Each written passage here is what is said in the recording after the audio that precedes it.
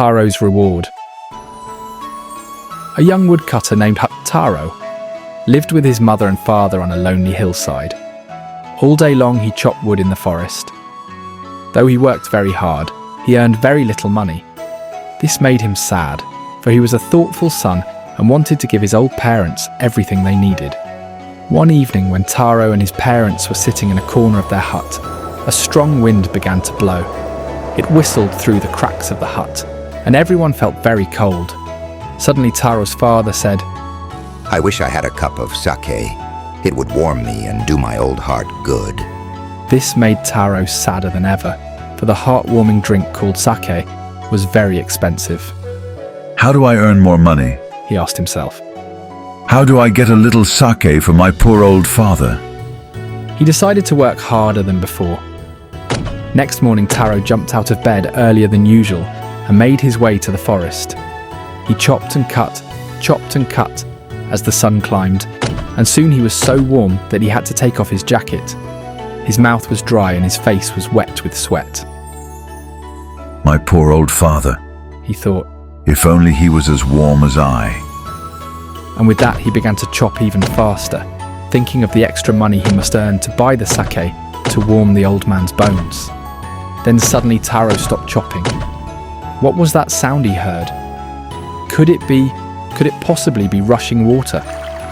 Taro could not remember ever seeing or hearing a rushing stream in that part of the forest. He was thirsty. The axe dropped out of his hands and he ran in the direction of the sound. Taro saw a beautiful little waterfall hidden behind a rock.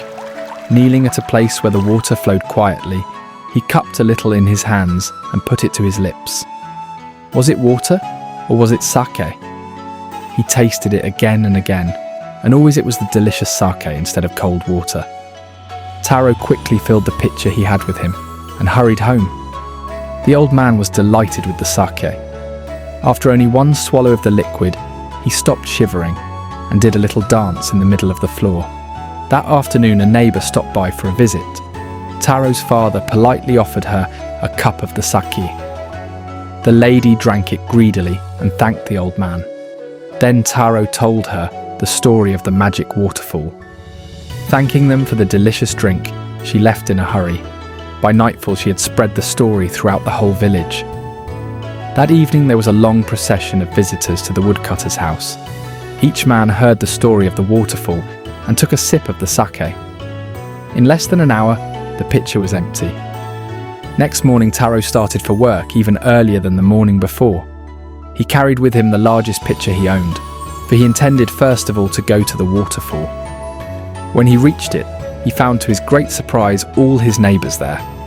They were carrying pitchers, jars, buckets, anything they could find to hold the magic sake. Then one villager knelt and held his mouth under the waterfall to drink. He drank again and again, and then shouted angrily, "Water! Nothing but water!" Others also tried, but there was no sake, only cold water. "We have been tricked!" shouted the villagers. "Where is Taro? Let us drown him in this waterfall." But Taro had been wise enough to slip behind a rock when he saw how things were going. He was nowhere to be found.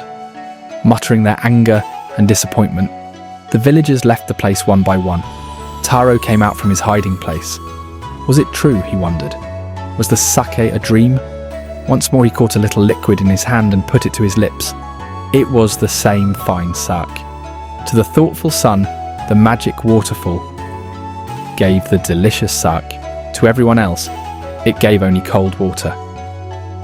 The story of Taro and his magic waterfall reached the Emperor of Japan. He sent for the young woodcutter and rewarded him with 20 pieces of gold for having been so good and kind. Then he named the most beautiful fountain in the city after Taro. This, said the Emperor, was to encourage all children to honour and obey their parents. In this video, the fountain resembles the fruits of labour. In other words, whosoever does the hard work gets rewarded by what the person deserves. In this case, Taro was looking for giving what his parents wanted, and with his dedication, he was able to provide them with that sake. But others directly wanted the sake without the hard work. If you are looking for explanation of this story in Hindi or English, please visit our YouTube page Thanks.